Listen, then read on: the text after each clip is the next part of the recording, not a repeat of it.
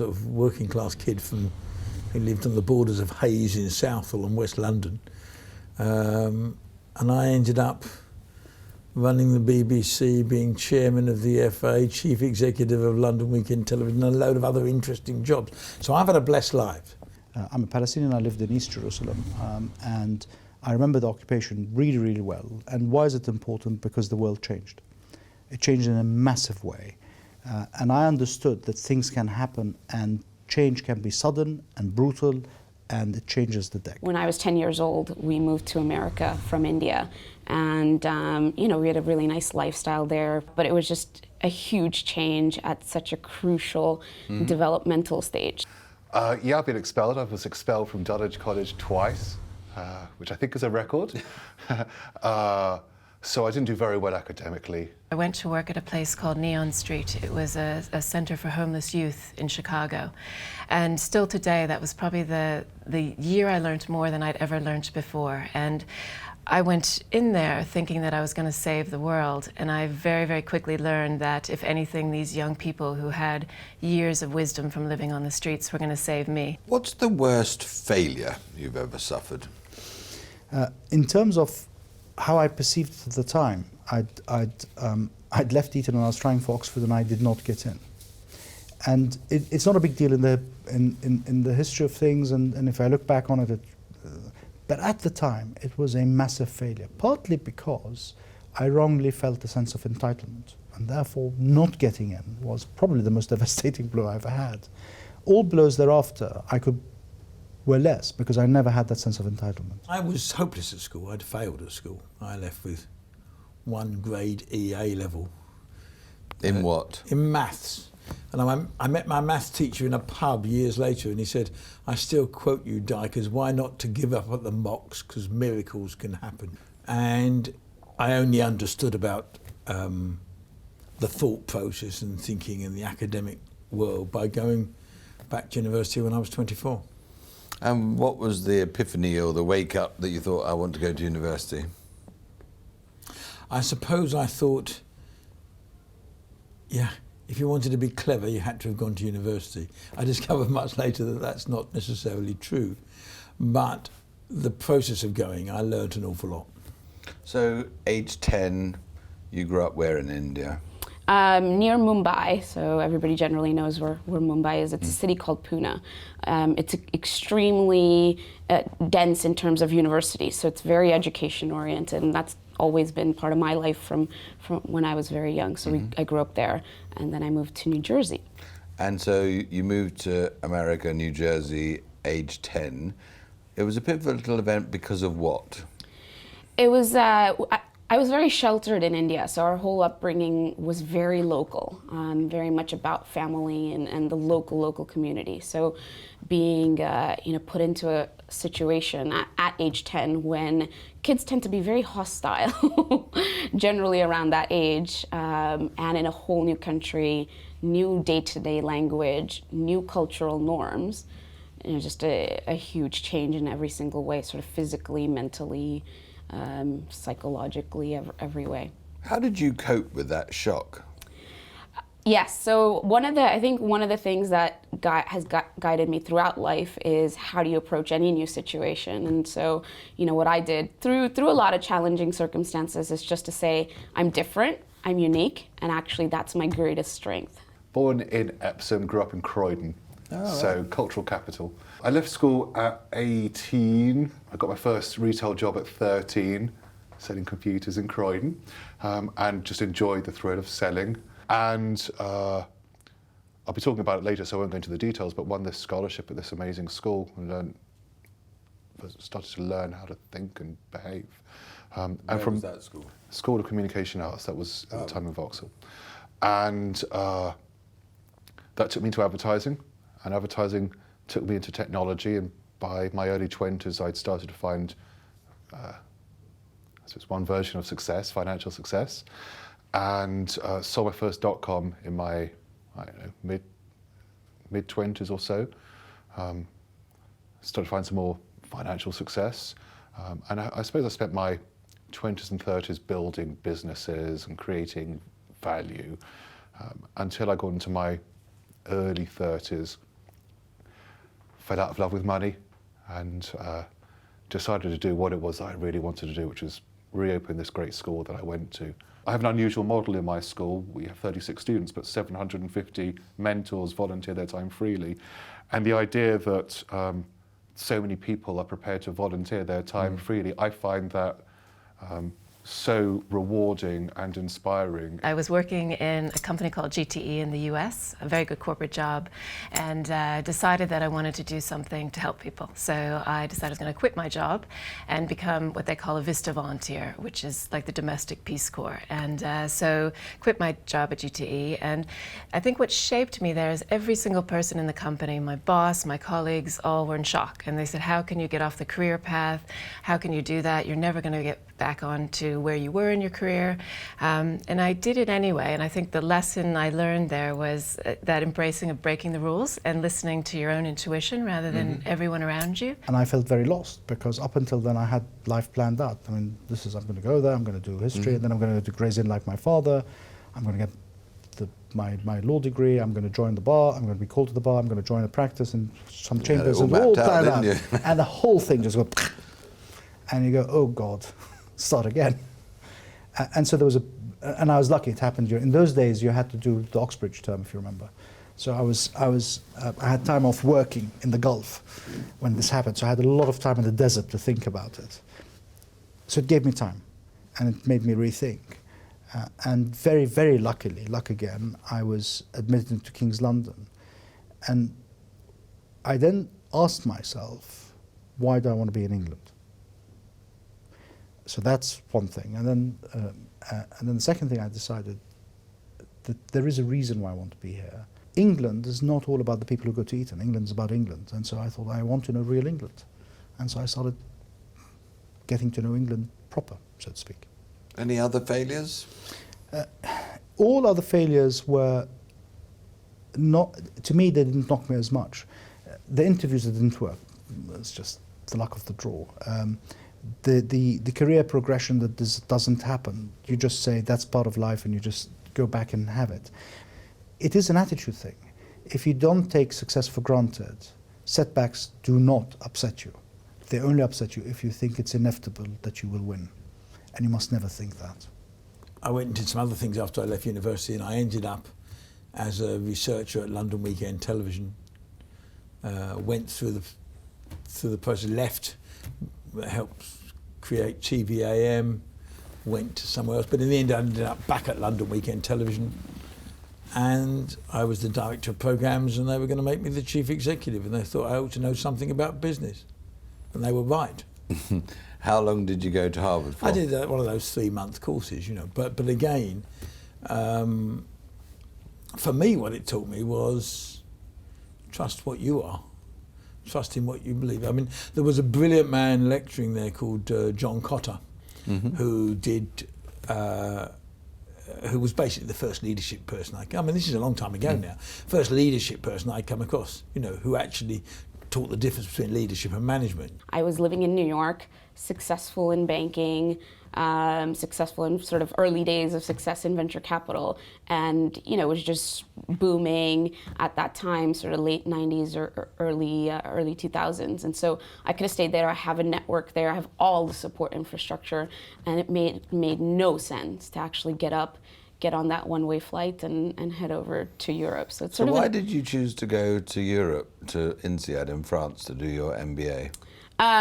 Because I'd done Given all of that network and support and infrastructure you already had in place. Right. That was quite a brave move, wasn't it? It was, but I think, I mean, I did it for interest. So I think, you know, I had become Americanized and become very much part of a homogenous community and society, and I think I was just looking for, again, a change. Do you think it's a great thing for most people to do, to have some overseas experience and live in a completely different world and culture? I definitely, it's broadened my perspective so much, because I think when you're young, you know, if you are listening to the teachers and adults around you, you can be honed in into a certain way of thinking and certain value systems. And I think to go abroad and to be challenged by new ways of thinking, and either they help you get stronger with your own kind of set of values you grew up with, or they allow you to expand and bring in, you know, more sets of systems into your frame of acceptance. So I think absolutely getting immersed in more cultures, you know, more sort of groups that are different is hugely valuable, as long as I think you know where you come from. Who has been the greatest ever teacher or mentor? Oh, well, that's the easiest question on your list for me. That's John Gillard. John ran the school before me. He founded the school. He was the greatest creative educator I think Britain's ever produced. I mean, he's just trained generations of great creative talent. And he gave me a scholarship, and he changed my life. I mean, I arrived at that school an idiot. I'd never read a book in my life. And he was very patient with me, but he worked me very hard. And you know that old cliches about you know, that caterpillar turning into a butterfly and all of this. Well, that happened not just for me, but for lots of students who've been through John. That happened. That eyes were opened, and I was taught, properly how to think, how to see the world and understand more about the world, and how to find real problems, not just problems that we think are written down on a piece of paper that we're trying to solve through advertising, but real problems, and find interesting solutions. I've had so many teachers along the way. I think you learn from everyone you come in contact with. I think probably the greatest one has probably been my current boss right now, with Richard Branson, and I've had the great opportunity to work with him for about 15 years now. And I think I've learned lots of different things from him. I think the first one's probably he has a deep focus on people and treats people, no matter who they are, where they are, the same way, and he has deep consistency around that. I think the second thing I learned from him is that it's all about opportunity, and it's all about an attitude, more of a yes than a no, and looking at everything that seems like the most dire situation and coming up with a way to fix that. And probably the third thing that I learned from him was all about risk-taking and thinking really, really big. And I remember the second day I came into work for Virgin Unite, where I work currently, I remember going to him, and he had this letter that he had written with Peter Gabriel about starting this group called The Elders, which is a group of prominent leaders. And I remember he handed that to me and said, "Okay, we're gonna get this started now." And it was just that moment of realization of anything is possible, and stepping out of worrying and thinking small and really going into thinking that anything is possible and you can make really dreams come true. Spent a bit of time on the board of Manchester United, and I sat next to Alex Ferguson the other night, and he's still an inspirational character. I mean, because how did he do it for 25? I once wrote to him when I was at the BBC and said, "Look, can we come and make the documentary? I want to know what you do." Wouldn't do it. But it's really interesting. What do really successful people like that, who reinvent a team 4 or 5 times over 20 odd years, what is it they do? What's the talent? And I'm not sure I'm not sure he knew either, by the way.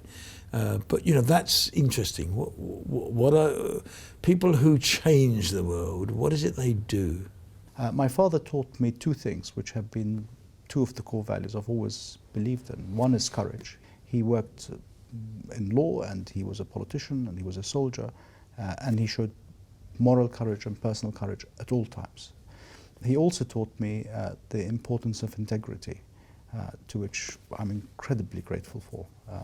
He sending me off, again, the days before Twitter and before emails and before mobile phones, sending me several thousand miles away to school overseas. And I am a father now, and I have a 12-year-old boy, and so I know how difficult it is. How do you guide someone that you're not next to guide? And integrity was taught to me from him, not just by example, but by giving me a very simple test. He said to me, "You're older now, you will start shaving soon, so every morning you will stand in front of the mirror and you'll shave. And every single action that you ever do, ask yourself the following question: are you happy for that action yourself. Is the person in the mirror content with it? And if you're content with it, are you happy to make it public, by the way? But are you happy with it? Are you content with it? Do you believe it's right? And if that's the case, then you're doing the right thing, whatever the others say. But if that reflection is embarrassed about an action or a thought or a written text or whatever it is you've done, you know it's wrong. Go back and put it right. So you were in a corporate culture that was making you unhappy and had an impact on your health and your well-being, and you eventually decided to get out of there and break off and do your own thing. And that was the breakthrough. Absolutely. A year and a half later, you woke up and thought, I've landed where I'm supposed to be on this planet. Talk to me about the process you went through. How did you come up with the idea? How did the idea come to you?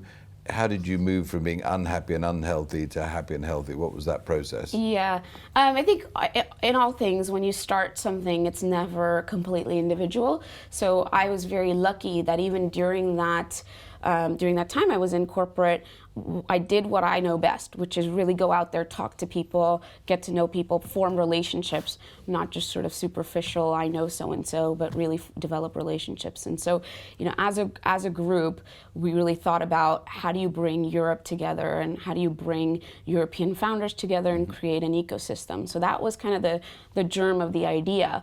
And my involvement in coming on board was to say, rather than it being something ephemeral and short term, can we make it more permanent and long term? You know, with venture capital and early stage of seed funding and pre-seed funding, 6 years ago, we brought a very disruptive way of doing things.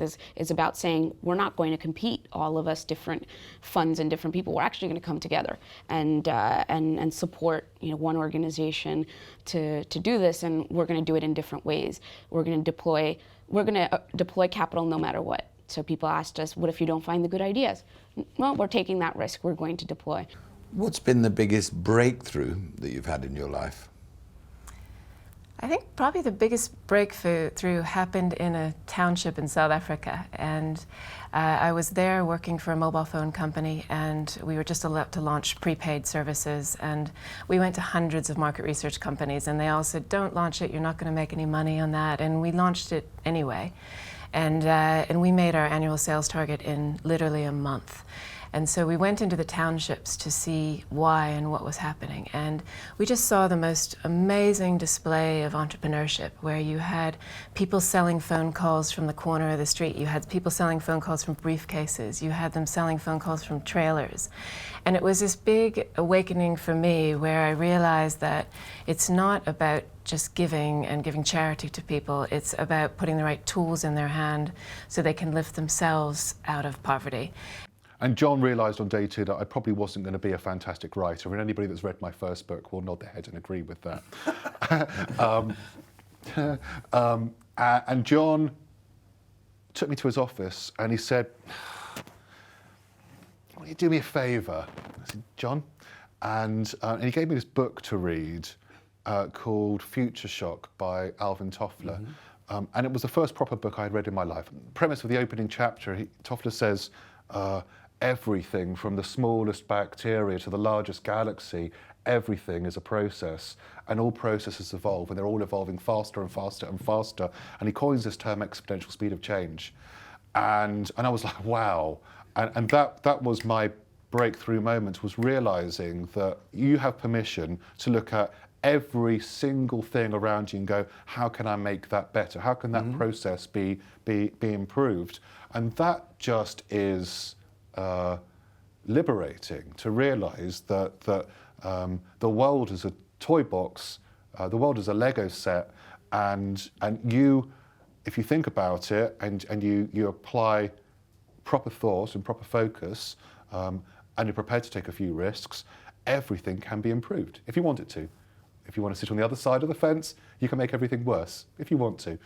But certainly every process can be changed. That was my breakthrough moment, realizing that actually we are all gods. All of us are gods, and we all have permission to make everything around us better if we want to. As you've looked back on your career, and even the role that you're doing now at the FA, is there a theme of going into organisations and turning them round, or giving them a new purpose or a new vision or a new direction, or? Well, I work on the basis that the first thing you've got to do is try and get the staff on your side. Because you can't achieve much if you haven't got them on their side. But really you're saying, in most organisations, what is to be done? What are the good ideas? Let's do them. Let's just get on with. It's about speed. It's about how fast can you move? How quickly can you get things done? If you've got the money, you can go boom. And the Director General is incredibly powerful in the BBC. I mean, I left in a fairly bloody way, but that wasn't a battle within the BBC. That was a battle with government, where the governors of the BBC lost their bottle. Over what? Over Iraq. And over whether or not... The Hutton inquiry, wasn't it? And whether or not Tony Blair had sexed up the case for war. I mean, what's funny, 10 years on, is that everybody knows he sexed up the case for war, but at that time it wasn't quite as clear cut. Do you think that in your business you can be lucky? I think sometimes in my business you can be lucky. I think in business you have to identify a need and deliver it. I think there are elements where, or there are times when luck will give you success for a time. But I'm a great believer that successful businesses are built on values, not on luck. And provided your values are good values, then they work. Specifically in my business, I'm in the financial business. The reason why we're a fund management company. We manage pension schemes, primarily the pension scheme of BT pension scheme, but also of other institutional clients. The city forgot its values, and it's forgot that it's there to look after ordinary people's savings. It completely forgot it. And the city got to a stage where it thought its purpose was to perpetuate itself and to make more money. Now, some firms got lucky for a time, and then we had the crash of 2008, and their luck ran out.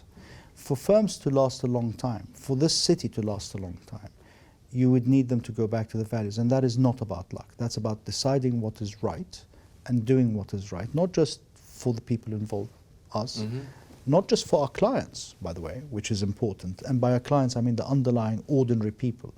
The city lives on the savings of ordinary people who do not make a lot of money, and it's for them that we should serve, but also on the community that we live in. And if you have these values and you know where you're going, then no, it's not luck. It's actually applying it correctly.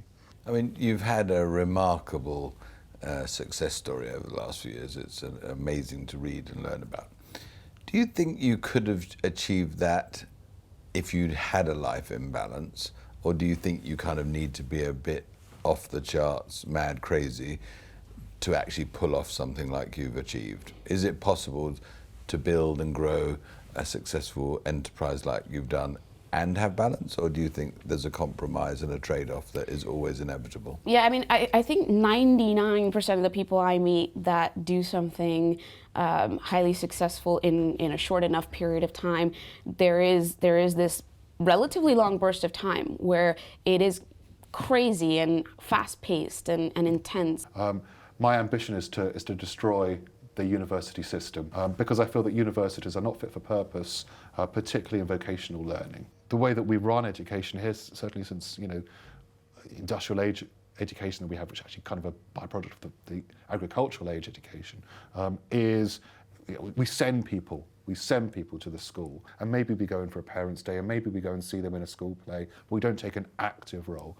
And I just feel that industries, communities would be better served when they have a stake in the development of the journey of the curriculum and the delivery of the curriculum. They'll get to understand the culture of each learner, so they can spot which learner is best for which enterprise. Different enterprises have different cultures, and different people have different behavioural cultures. And being able to kind of mentor at that grassroots level and spot what each soul is about and help them through that journey, but also help them find their natural home. So the learning models that we've developed, or we continue to develop at SCA, we've proven through the results that they work very well in creative advertising, but they would also work well in architecture or landscape or jewellery design or fashion or music. We've learned so much about psychology over the last 20, 30 years, so much about understanding behaviour. I mean, you think about some of the key books, say for me, that have been written over the last 20, 30 years, studies like flow and understanding flow, and how little of that is applied in education. And we know that flow is where accelerated learning takes place. It's bonkers and it's criminal. We should be thinking about how can we solve some of our problems as humanity through business. But what we don't do is we don't often wake ourselves up to that fact. So we think, okay, we have to sit over here and serve people that have lots of money to buy our product, but we don't think about the unmet need for people that are in poverty right now and what products could perhaps help lift them out of poverty. You know, I think Mohammed Yunus has done a brilliant job at that with Grameen Bank and set up social enterprise. But most businesses think in a very narrow chain of who their customer base is. And then they put a philanthropic arm over here that thinks about how they give charitable dollars to help people. And what that wake-up moment for me is actually those two should come together. My criteria was never money. I happened to have made quite a lot of money, but that was irrelevant. That wasn't what I was after. My criteria was, did I enjoy it? Did I get good jobs where you could get things done, where you could have ideas? I remember saying to someone who came to television once, look, forget about all the techniques, all of this, all that. In the end, it's about good ideas. There are geniuses, obviously there are, but outside of geniuses, we're all the same. And the only differentiator is how much we're willing to keep at what we want to do and how much we really want to do it. And if we really want to do something and we keep at it, you can succeed. What stops you often is embarrassment. My generation's kind of caught in this place of, this is the value system I grew up with. It tells me that if I just do this, I will get to Y position, and that's just not how the millennials and the new world order works. Money is just an illusion, and you think it's there to make you happy, but it's not. And once you've got a nice house and food on the table, and as long as we don't have any debt, there's no point in excess. It's not okay to allow someone to live in deep poverty. It's not okay to see all of us continue to destroy the planet. We're going to do something about those issues and not just accept them and embrace them. Treat people properly. I mean, nobody ever got better out of somebody by making them feel afraid. Mm-hmm. They got better out of somebody by making them feel valued. So make people feel cared for, make them feel valued, particularly if in a working relationship. Happiness is when you empower others, because by empowering others you can see you've done something right, then you feel happy with yourself. Because I think every single individual, whether it be an issue with the environment, whether it be an issue regarding poverty, every single one of us has a role to play. But I agree that I think often people feel helpless because it's so overwhelming. And I think the other risk we have is with social media, people think once they've just liked something that that's all they can do to make a difference. And there's not enough role models, I think, for young people today saying this is how you could make a difference. You can find successful people who, when you knew them 20 years ago, were humble and were, had that quality about them, but they certainly lose it along that journey. And those who can combine both and really stay humble are hugely inspirational, because if you lose that, I think you lose a big part of your soul. I think success, it's stretching to achieve stuff that excites, scares, humours, whatever your stretch is. It's, what would happen if we did this to this model? What would happen if we said this about that? It's whatever you, like I said in my first part of the question, it's whatever you feel is just pushing, but you feel you could maybe, with a little bit of luck and a lot of hard work, you can maybe just get there. Take chances, take risks. If you fail, well, you'll recover. You'll come back another way. But if you don't take the chance, if you don't take the opportunity when it's there, if you're nervous of it or scared of it, or you're scared of what happens if it goes wrong, you'll never do it. It takes courage to stand by your values. It takes courage to persevere when you fail. It takes courage to surmount difficulties in life. And courage is shown in many, many little ways. The little boy who trips and falls and hurts his knee and gets up and plays again. The sportsman who gets up and tries again. The person who's defeated and goes back and tries again. That is courage. We were the last generation where if you worked hard, got into the right university, got into the right job after university, your path was set. And that's just not true today. So the kids coming out of schools and universities, it's not true for them. Even if you are a hard worker and you get the good grades, it's much harder to be on a path to success. Whereas, whether it's through technology or being entrepreneurial and being sort of disruptive and thinking in different ways is really, more supportive of a path to success. Human nature is shaped by the institutions we've created. And I really believe that we've actually created institution and shaped capitalism through the incentive structures we've created to highlight greed in human beings rather than empathy and compassion. And so how can we readjust that right now? Everything is a canvas and everything is an opportunity for you to play. Do not mind if you falter. You do not mind if you make a fool of yourself, and you do not mind if you don't quite get it and you just keep going. I'm a great believer. It's all about persistence. You just keep going. And I think the thing that I learned when I moved around is that we're all human beings, and there's probably far more similarities than there are differences. Be you. Don't be anything else. Be you.